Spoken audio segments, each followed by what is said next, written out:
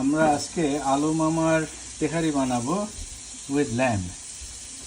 আলপনা হাবিবের একটা বিখ্যাত ভিডিও আছে with chicken. She said you can do it with beef and mutton. We're gonna do it with lamb. So let's start. আমরা প্রথমে 1/4 cup সরিষার তেল দিছি, এবার 1/4 কাপ সয়াবিন তেল দিয়ে দিব, ভেজিটেবল অয়েল দিও না। ওকে, আমরা এখানে নিব কয়েকটা এলাচ, কার্ডামম, 2-3টা পিস বে লিফ, তেজপাতা, একটা cinnamon stick, few cloves or লং, আর কিছু গোলমরিচ, হোল ব্ল্যাক পেপার।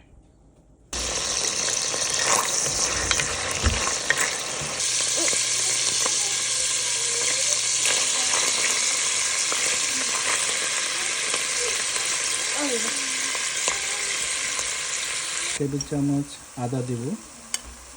আদা একটু বেশি লাগে কারণ আমরা পোলাও রান্না করার সময় আর কোনো মশলা দেব না। আদা আমরা দেব হচ্ছে 3 টেবিল চামচ। জিরা দেব, ল্যাম্বে একটু গন্ধ থাকে তো তাই 1.5 চামচ একটু কম। তো তেহারি বানাতে আসলে লাগে না জিরা দেওয়া, ল্যাম্বের জন্য দিলাম।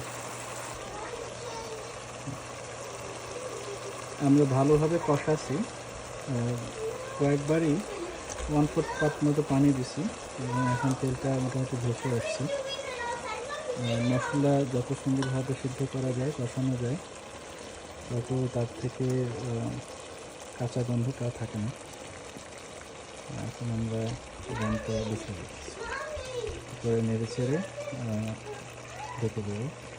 এটা বেসিক্যালি ল্যাম্বের থেকে যে পানি বের হবে সেটা তৈরি হবে। আমরা প্রথমে কিছুক্ষণ কষালাম, কষানোর পরে একটু পানি দিছি। এটা একটা ডাচ ওভেন, তো টেম্পারেচারটা তাড়াতাড়ি বেশি বেড়ে যায়।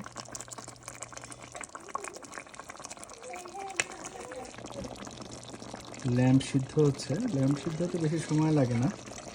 আমরা হয়তো বা আর 10টা মিনিট রাখবো।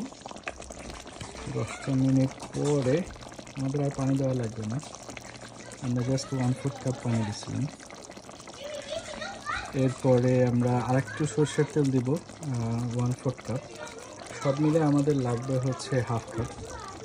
দুইভাবে রান্না করা যেত, আমরা আলাদা একটা প্যানে পোলাও চাল নিয়েও করে তারপরে মাংস দিতে পারতাম। কিন্তু উই আর গুড, একসাথে রান্না করলেও ভালোই হবে। তো এখন প্রায় সিদ্ধ হয়ে আসছে, আর 10টা মিনিট লাগবে। সব মিলে আমাদের 20 মিনিট লাগতেছে, খুব বেশি সময় লাগেনি। আচ্ছা, আমরা 3 চামচ লবণ দিব।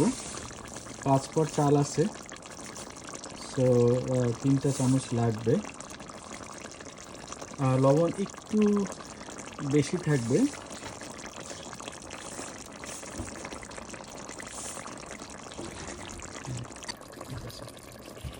আমরা চাল আগে ধুয়ে রেখেছিলাম, আমরা 5 পট চাল নিয়েছি। একটু আগে আর একটু 1/4 কাপ সরষের তেল দিয়ে দিচ্ছি। এখন আমরা এটা একটু মাখাবো। মাখায় তেলটা চালের গায়ে লাগার পরে যেটা আমরা করবো সেটা হচ্ছে যে 5 পট চালে 5 দুগুণে 10 পটটা একটু কম দেবো। আমাদের অলরেডি মাংসের সাথে একটু ঝোল আছে। এখন আমরা একটু নেড়ে চেড়ে একটু পরে 9 পট চাল দিয়ে যখন একটু বুদবুদ আসবে তখন ঢেকে দেবো। আমরা 7 পট পানি দিছি 5 পট চালের জন্য। এখন একটু বুদবুদ আসলে আঁচটা কমে আমরা ঢেকে দিব এবং 20 মিনিট পরে আমাদের হয়ে যাওয়ার কথা। আমাদের চাল এখন ফুটে উঠছে। এখন আমরা কাঁচামরিচ না ফালি করে জাস্ট গন্ধের জন্য উপর থেকে দিয়ে দেবো, আর বড় বড় করে ফালি করা পেঁয়াজ 1/4 কাপের মতো দিয়ে এখন লো আছে ঢেকে দেব। এখন আমরা একটু নেড়ে দিয়ে ঢেকে দেব। আমি এই কাজটা করি যতক্ষণ বেশি আওয়াজ না হয়। এটা তোমার